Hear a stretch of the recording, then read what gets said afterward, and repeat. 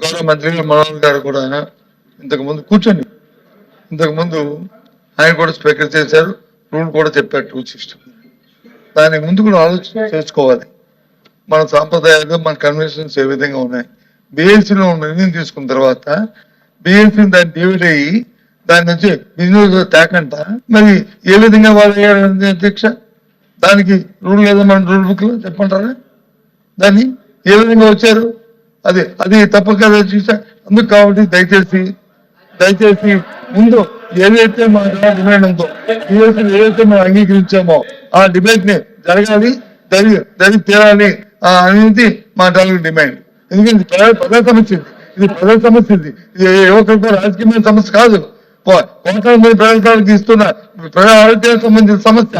వాళ్ళందరూ అంతే బెదిరిస్తారో ఈ సమస్య కాబట్టి జరగాలి, డిబేట్ జరగాలి. మీరు తీసుకున్న నిర్ణయం ప్రజా విధేయమైన వద్దామని అప్పుడే మేము ముందుకెళ్తాం.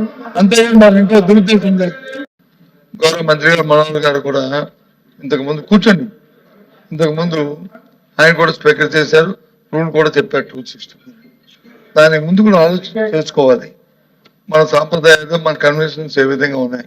బిఎల్సీలో నిర్ణయం తీసుకున్న తర్వాత బిఎల్సీ దాన్ని డివైడ్ అయ్యి దాని నుంచి బిజినెస్ తేకంట మరి ఏ విధంగా వాళ్ళు అయ్యారు అధ్యక్ష, దానికి రూల్ లేదా మన రూల్ బుక్ లో చెప్పంటారా?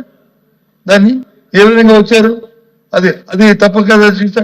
అందుకు కాబట్టి దయచేసి ముందు ఏదైతే మన డిమాండ్ ఉందో ఏదైతే మనం అంగీకరించామో ఆ డిబేట్ ని జరగాలి, జరిగి తీరాలి అనేది మా డిమాండ్.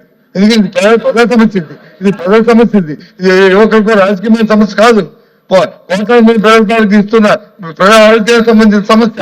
వాళ్ళందరూ అంతే బెదిరిస్తారో ఈ సమస్య కాబట్టి జరగాలి, డిబేట్ జరగాలి.